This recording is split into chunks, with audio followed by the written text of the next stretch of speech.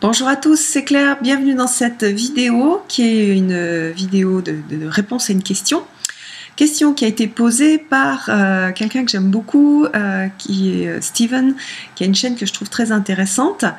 Et donc en fait c'est aussi un tag un peu léger, c'est-à-dire que je vais vous montrer les cartes, toutes les cartes des arcades majeures que je préfère. Donc je suis allée fouiller dans tous mes jeux, ça a été assez long à préparer. Et voilà, je suis contente de partager ça avec vous. Alors, ce sont les cartes que j'aime bien parce que soit elles apportent une façon de voir un petit peu différente, soit parce qu'au niveau esthétique, je les trouve super jolies. Donc, il va y avoir un petit peu de tout.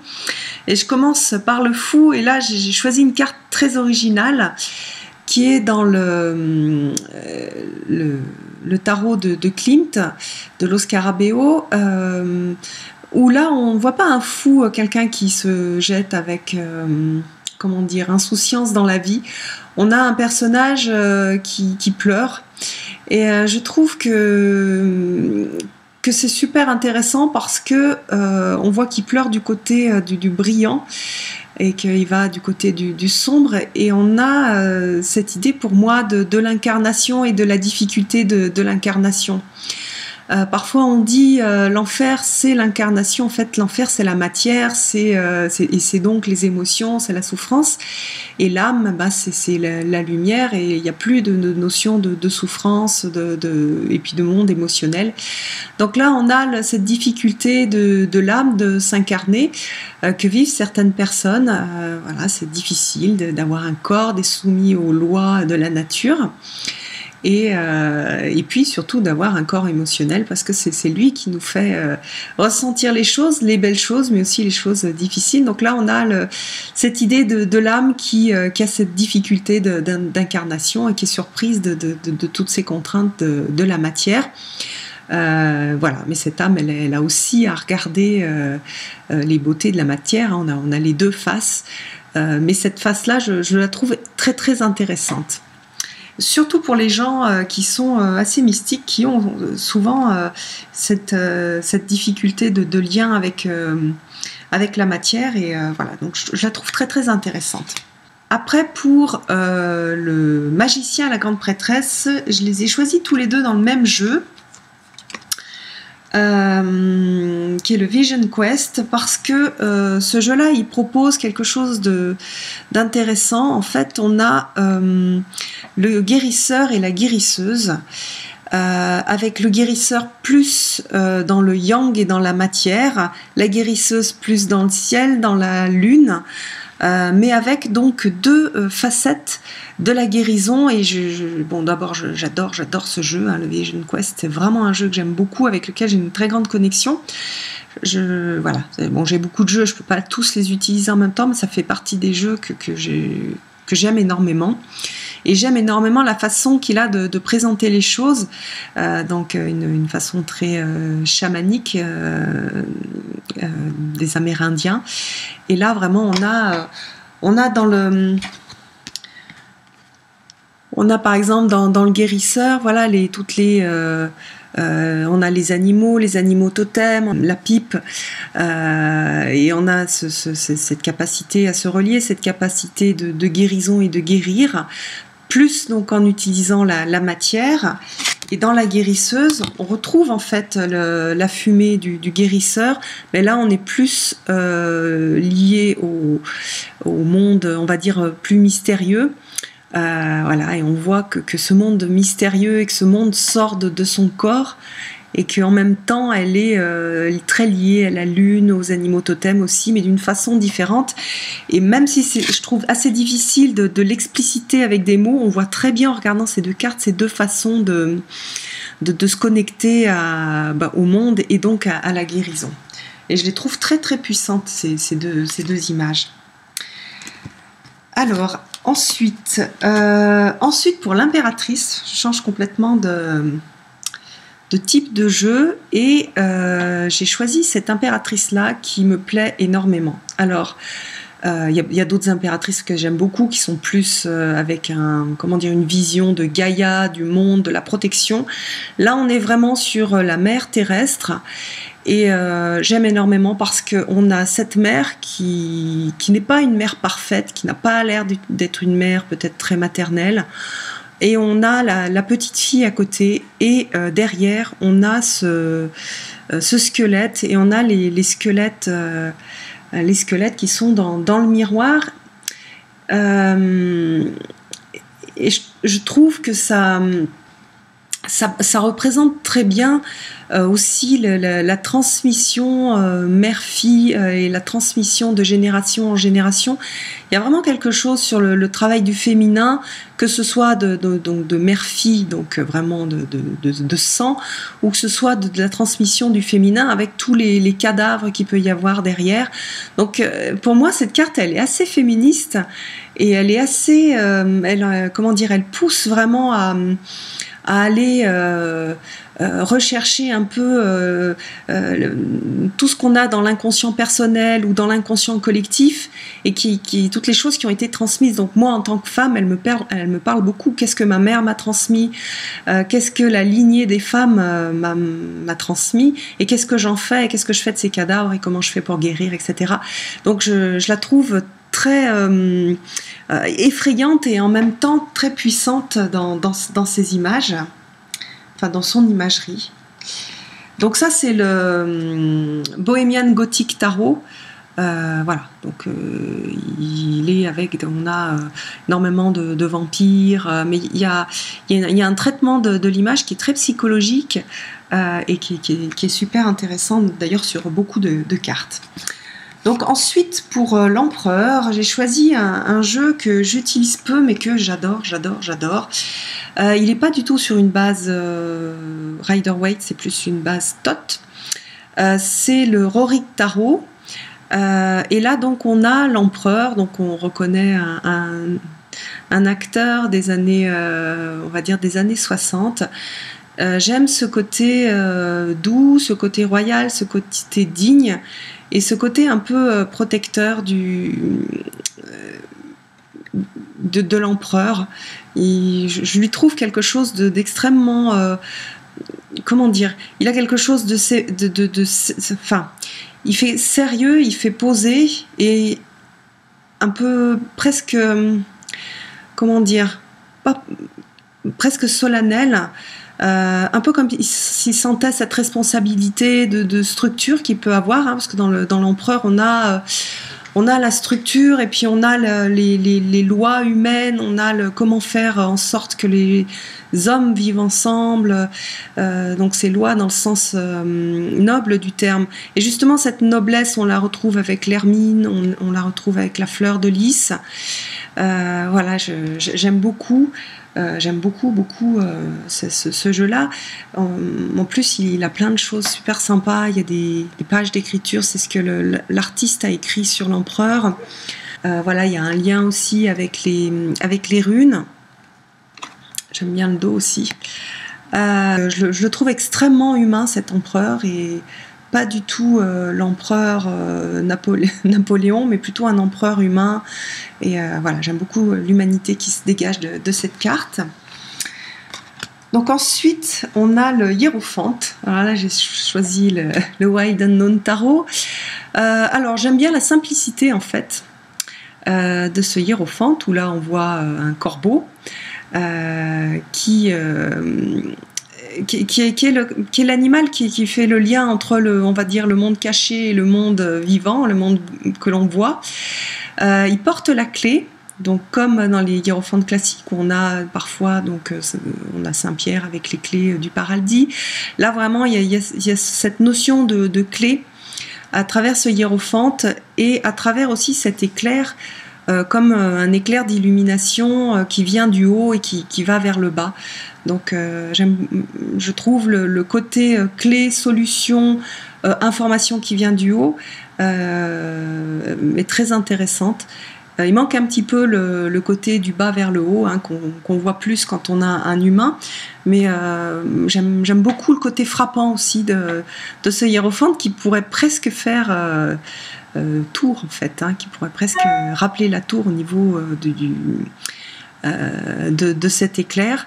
Mais voilà, l'éclair divin, l'éclair de lumière, de compréhension, et qui va apporter la clé à travers donc quelque chose d'un peu mystérieux et un peu magique, donc qui est représenté par l'oiseau. Pour les amoureux, j'ai choisi une carte d'un jeu qui est absolument magnifique, qui est tout en amour et en douceur, qui est le Shadowscapes Tarot, qui existe aussi maintenant en français, qu'on peut trouver c'est le Tarot des mondes oniriques. Je verrai d'ailleurs si j'arrive à le trouver pour faire une review. Alors j'aime la douceur de l'illustration, j'aime les voluptes, le côté très entouré, on a la couronne avec le couronnement en fait. Et donc les amoureux, c'est pas seulement deux personnes et deux amoureux, c'est aussi, on peut dire, c'est l'âme et la personnalité, c'est la personnalité qui tombe amoureuse de l'âme. Il y a énormément de choses dans les amoureux, et des choses qui sont intéressantes et qui peuvent être aussi interprétées à partir de cette carte qui est magnifique et qui a énormément de détails. Alors ensuite, le chariot. Alors pour le chariot, j'ai choisi un jeu que j'aime beaucoup, qui est un petit peu particulier. C'est le Chrysalis Tarot. Et là, on a Ern the Hunter. J'aime le côté puissant, j'aime le côté naturel. Et dans ce chariot, dans le chariot, souvent c'est la personnalité qui commence à driver les instincts, etc. Donc je trouve très juste, parce qu'on a vraiment ce côté naturel qui rappelle les instincts, ce côté des arbres aussi, de toute notre nature qu'on commence à l'adolescence par exemple à diriger et à utiliser de façon victorieuse. Parfois on dit c'est la carte de la victoire, Jodorowsky met ce mot-clé.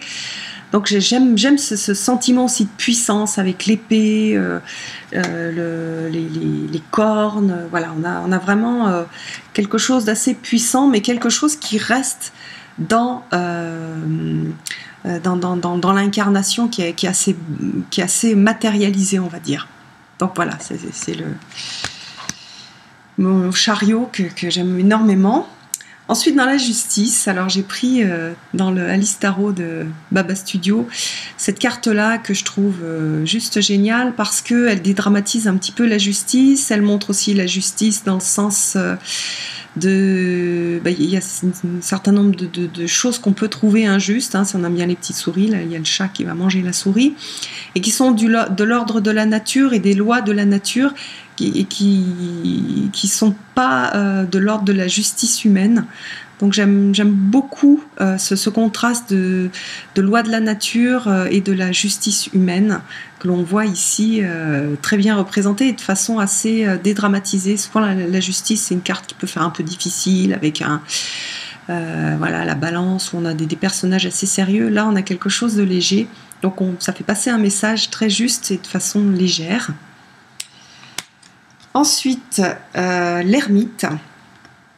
Alors là, j'ai choisi le tarot des Lumières Enchantées, qui est un magnifique tarot que j'ai découpé d'une artiste que j'adore, qui en a fait deux. Je vous présenterai l'autre prochainement. Donc j'aime ce côté de retour à soi, donc le fait d'être courbé, donc on a vraiment c'est cet homme courbé sur ce chemin, sur cette pente. Donc on ressent la difficulté, et en même temps on a les étoiles, on a la petite lumière de l'ermite qui apporte une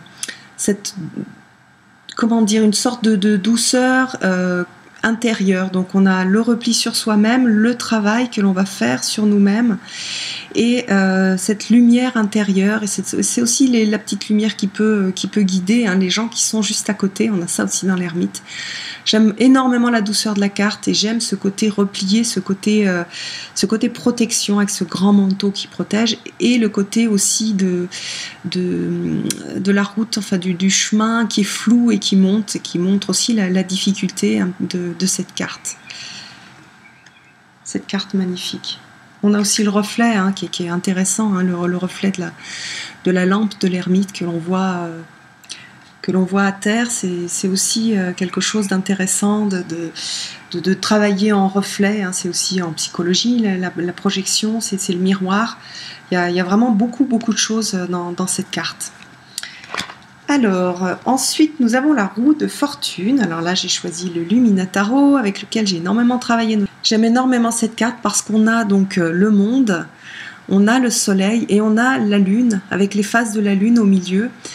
Donc on a vraiment cette notion de roue, de cycle en fait de la vie et de la place de la lune. C'est marrant parce que du coup la lune est très présente dans cette carte alors que normalement elle ne l'est pas. Mais on a cette notion de roue, de cycle. Voilà, elle insiste beaucoup sur les cycles et donc je trouve que c'est une carte qui est très bien représentée avec donc le personnage lunaire qui vit tous ces cycles dans sa vie. Donc c'est vraiment très brillant comme illustration. Ensuite, nous avons la force. Donc là, elle est en 8. Moi, je la mets en 11. Bon, alors j'aime celle-ci parce que le loup, c'est mon animal totem, que je me suis énormément servi de cette énergie de loup. Et puis, le loup, aussi, en tant qu'animal totem, il représente tous les comportements instinctifs qui sont liés à la peur, qui sont liés à la survie. Et du coup, je trouve super d'avoir mis cette force avec un loup paisible à côté de la jeune femme. Donc on est vraiment sur l'idée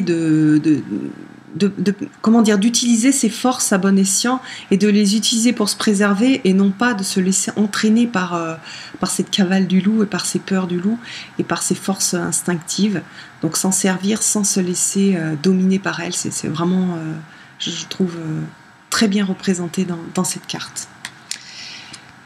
Ensuite, le pendu. Alors là, je reprends une carte très légère que j'aime beaucoup. Souvent, le pendu, on a même certaines cartes avec une personne pendue par le cou. Là, c'est un artiste qui marche au plafond avec des ventouses pour épater la galerie. Mais c'est aussi donc l'artiste qui, seul, est capable de voir les choses avec une autre perspective par rapport à la foule, je trouve, hyper bien représenté et de façon super légère. Donc ça, c'est le Victorian Romantic Tarot de Baba Studio aussi. Et je trouve vraiment cette représentation intéressante. Et c'est pareil, elle est faite avec beaucoup d'humour, mais elle a beaucoup de sens en fait. Ensuite, on a la mort. Alors, dans la mort, j'aime beaucoup la représentation du tarot de Marseille. Donc là, j'ai pris le Madénier. Alors, ce que j'aime vraiment beaucoup dans cette carte, c'est d'abord le sol qui est, alors sur les tarots nouveaux, il est complètement noir. Là, on voit, c'est un mélange de jaune et de noir et de vert. Et c'est vraiment on coupe, et à partir de ce qu'on coupe, on a une sorte de terreau qui est réalisé. À partir de ce terreau-là, il va y avoir des nouvelles plantes, des nouvelles choses qui vont pousser. J'ai vraiment, puis j'avais eu cette vision dans une hutte à sudation de faire partie de la terre et d'être recyclé, de sentir les plantes qui poussent à travers mon corps. Et ça me fait vraiment penser à ça, et c'est cette capacité à renaître de ce qui a pourri, de ce qui a cette notion de pourriture qui permet de faire revivre, de redonner la vie. Et j'aime énormément aussi le squelette qui n'est pas tout en os mais qui est avec de la chair, donc il y a quelque chose de vivant dans cette mort. Et c'est la plus belle représentation de mort. C'est vraiment, on trouve dans le tarot de Marseille quelque chose de super intéressant. Ensuite, la tempérance. Alors la tempérance, pour moi, elle est très très bien représentée, et de façon originale aussi, dans le Raven's Prophecy, où on a une goutte d'eau, avec cette onde qui se disperse sur la surface, et on a cet équilibre entre le haut de l'onde et puis le bas.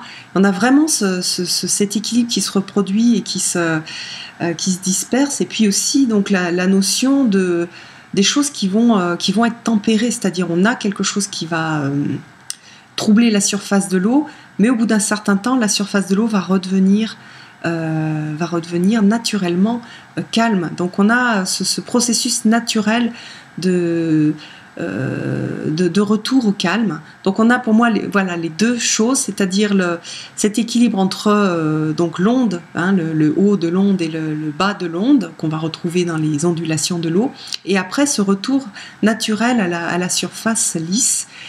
Et j'aime énormément cette représentation. Alors, c'est un petit peu long comme vidéo. On va passer au diable. Alors, pour le diable, j'adore cette représentation du Tabula Mundi.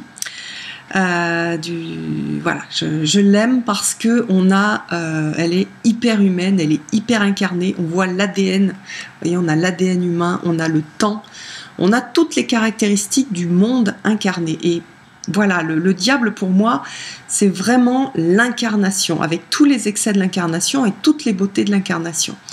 J'adore aussi, on a le feu. Donc le feu de la connaissance qui a été... donc là on a plus Lucifer d'ailleurs, le Lucifer qui apporte le feu de la connaissance aux hommes. Voilà, on a le côté bestial de l'homme, et puis tous les principes de l'incarnation, comme je disais tout à l'heure, le temps, l'ADN, la connaissance, le lien très étroit aussi avec cette lumière que l'on voit donc aussi sur le front de Lucifer. Voilà, elle est merveilleuse au niveau de tout ce qu'elle peut représenter au niveau des symboles. C'est une carte qui est hyper intéressante pour tous les mystiques. C'est une carte sur laquelle on peut méditer longtemps pour revenir en fait au corps. Là, par exemple, j'ai fait un soin avec une chamane mongole, et elle m'a dit tout un tas de choses, et entre autres à la fin elle m'a dit ce qui est important c'est le corps, ce qui est important c'est le corps, la santé, faire vivre le corps. Voilà, et c'est quelque chose qui est très, qui est important de garder en tête, et que je trouve très puissant et qu'on a besoin d'entendre. Faire attention à son corps, mais c'est aussi faire attention à sa personnalité. Voilà, on est là pour faire quelque chose. Le corps, il est aussi sacré. Le corps, dans tous les sens du terme, le corps physique, corps émotionnel, corps mental. On a quelque chose de sacré, et l'âme ne peut rien faire sans le corps. Donc on a le corps, c'est dans l'histoire en fait de notre incarnation. C'est lui qui est important. C'est cette incarnation qui est importante. Et on doit l'infuser de l'esprit, de l'âme, mais on ne s'en passe pas. Non seulement on ne s'en passe pas, mais voilà, c'est lui qui est au centre de l'incarnation. Super intéressant cette carte. Ensuite, la tour. Alors je vous l'ai déjà montré, j'aime énormément, c'est la représentation que je préfère de la tour. Donc on a cette lumière, cet éclair de vérité, cet éclair qui vient soudainement casser cette tour de nos certitudes, de toutes les constructions qu'on a pu faire, que ce soit des constructions mentales ou dans notre vie. Et en fait, ce que j'aime énormément, c'est qu'elle va libérer, vous voyez ici, un petit récipient dans lequel il y a tout ce que l'on a maturé, tout ce qu'on a préparé pour notre prochaine vie, pour notre prochaine construction, pour qu'elle soit plus belle, pour qu'elle soit plus avancée. Et j'adore cette carte parce que c'est une carte d'espoir, c'est une carte violente. La tour, c'est violent, des fois c'est très désagréable, mais il y a cette graine d'espoir et cette préparation en fait.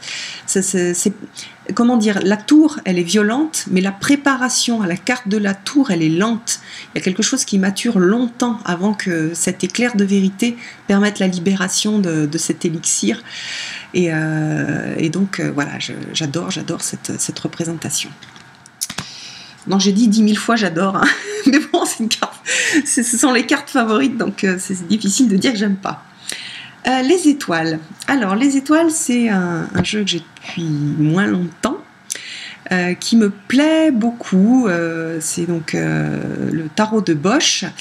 D'ailleurs, pour les gens qui habitent dans le sud, pas loin d'Arles, où est-ce que c'est? Oui, vers Arles, il y a les Carrières de Lumière, et en ce moment, il y a un spectacle sur les œuvres de Bosch, notamment. C'est super beau. Bref, donc Bosch, hein, c'est un artiste du fin du Moyen-Âge, et qui a fait des choses très belles. Et j'aime là le côté dans l'étoile, le côté collectif et le côté lien, qui est un peu différent de ce qu'on peut voir dans l'étoile classique, qui est quand même, comment dire, souvent c'est l'étoile de Bethléem, c'est l'étoile qui a guidé les rois et mages vers Jésus. Ici, donc, on a l'espoir, on a l'idée de guide, etc.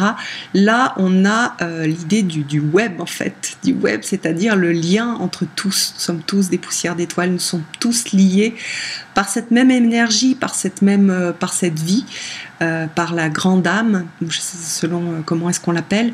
Et j'aime énormément donc toutes ces femmes qui sont sous cette étoile. C'est un peu comme si c'était toutes les étoiles qui prenaient forme, en fait, et qui arrivaient sur Terre. Bon, là, il n'y a que des femmes, mais les hommes aussi sont des étoiles, et donc il y a cette incarnation et ce lien avec les étoiles, l'énergie cosmique, et ce lien qu'on a tous les uns avec les autres, tout ce réseau humain, que je trouve super bien représenté dans cette carte-là. Alors, la Lune. Alors, la Lune, c'est pareil, j'ai cherché quelque chose qui me parle beaucoup, et j'aime énormément cette représentation de la Lune avec la grand-mère. La grand-mère qui vient instiller, donc là on voit le côté positif de la Lune, hein, qui vient instiller des belles choses dans les pensées de sa fille. Alors on a quelque chose de très chamanique, hein. Alors là on est complètement dans l'idée du chaman avec donc l'esprit qui le guide. On a aussi, comme dans la carte de l'impératrice, mais de façon beaucoup plus douce, la transmission, hein, entre les énergies féminines de la grand-mère à la mère à la fille. On l'a aussi donc à travers la lignée des femmes et de l'énergie féminine. Je trouve que c'est une très belle représentation de la Lune, sachant que ce n'est qu'un aspect de la Lune, hein. Dans la Lune, on a aussi toute une partie d'arc. Et donc là, cette carte-là, elle montre cet aspect positif de la Lune, cet aspect qui est très beau et qui est très chamanique dans la vision de la Lune. Voilà. C'est magnifique, hein. On a, donc, vous voyez la grand-mère qui met des petites graines dans la tête de la femme, hein, et c'est super beau. Alors ensuite, le soleil. Alors là, j'ai choisi un de mes plus anciens tarots, et ça a longtemps été mon tarot de cœur. J'ai beaucoup tiré les cartes pour les autres avec celui-là. C'est un tarot tout simple, hein, de Los Scarabeo, qui est le manga tarot, vous voyez, les illustrations ne sont pas du tout manga. J'adore cette illustration parce qu'elle me fait penser en fait au début du film le Gladiateur, où il ferme les yeux et il est au soleil et il sent avec les mains le blé, en fait. Et pour moi, c'est vraiment cette image-là, et elle est hyper forte, et pour moi, elle est extrêmement solaire, elle est extrêmement positive, elle est pleine de vie, elle est pleine de soleil, elle est pleine d'optimisme.